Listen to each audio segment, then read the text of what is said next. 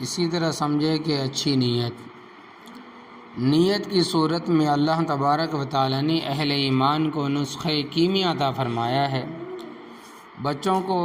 نیت کے بارے میں سکھائے اور بتایا جائے پہلے ہی کلاس سے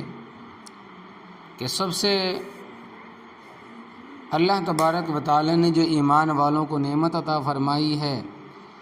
وہ اچھی نیت کا ہے۔ تو فرماتے ہیں کہ نیت کی صورت میں اللہ تبارک و تعالیٰ نے اہل ایمان کو نسخہ کیمیا عطا فرمایا ہے، جس کے ذریعے ہر مسلمان ذرا سی توجہ سے مٹی کو بھی سونا بنا سکتا ہے۔ حدیث میں نبی کریم صلی اللہ علیہ وسلم کا ارشاد ہے کہ تمام اعمال کا دار و مدار نیتوں پر ہے۔ بعض لوگ اس کا مطلب یہ سمجھتے ہیں کہ اچھی نیت سے غلط کام بھی ٹھیک ہو جاتا ہے اور گناہ بھی ثواب بن جاتا ہے۔ یہ بات تو قطعی غلط ہے۔ گناہ ہر حالت میں گناہ ہے، کتنی ہی اچھی نیت سے کیا جائے وہ جائز نہیں ہو سکتا۔ مثلا کوئی شخص کسی کے گھر میں اس نیت سے چوری کرے کہ جو بھی مال حاصل ہوگا وہ میں صدقہ کروں گا، تو اس نیت کی وجہ سے چوری کا گناہ معاف نہیں ہوگا۔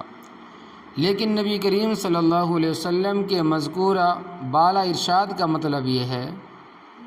کہ پہلی چیز یہ ہے کہ کسی بھی نیک کام پر اس وقت تک ثواب نہیں ملتا جب تک وہ صحیح نیت کے ساتھ نہ کیا جائے۔ مثلا نماز کا ثواب اسی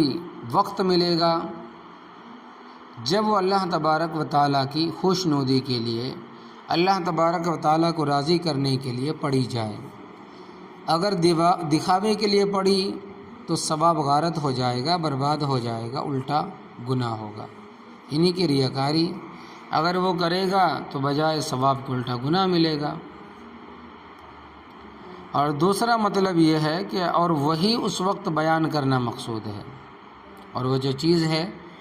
تو یہی چیز اس وقت بیان کرنا مقصود ہے۔ بچوں کو، بڑوں کو، اپنے آپ کو عمل کرنا اس پر مقصود ہے کہ جتنے کام مباح یا جائز ہیں ان کا اصل حکم تو یہ ہے کہ ان پر نہ ثواب ہوتا ہے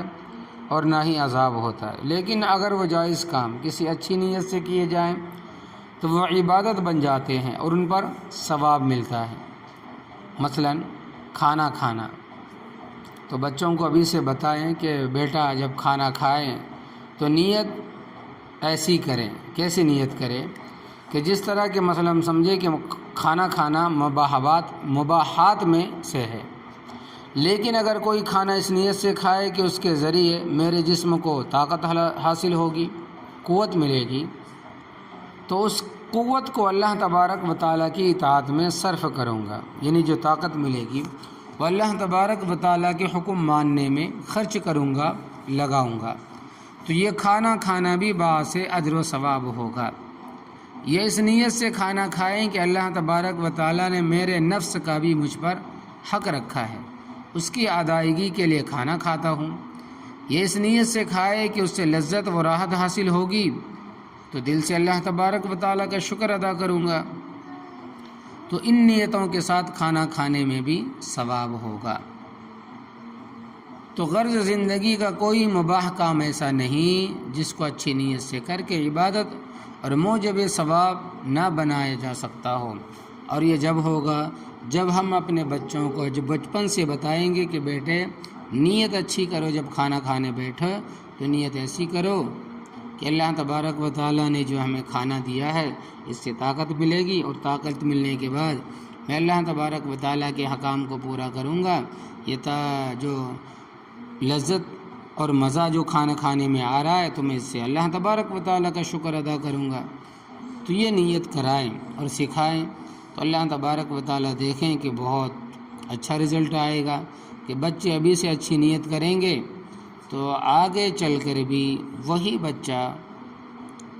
نیت کرنا اچھی سیکھ جائے گا، اور پھر اللہ تبارک و تعالیٰ اس کی زندگی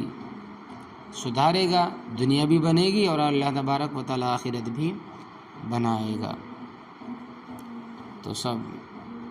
اللہ تبارک و تعالیٰ سے دعا کرے کہ بھی ہم بھی عمل کریں اور ہم اپنے بچوں کو گھروں میں جا کر بتائیں اور نیت جو کرانے کی اچھی نیت ہے وہ بتائیں تاکہ اللہ تبارک و تعالی ہمیں کامیاب کرے، قبول عطا فرمائے، آمین یا رب العالمین۔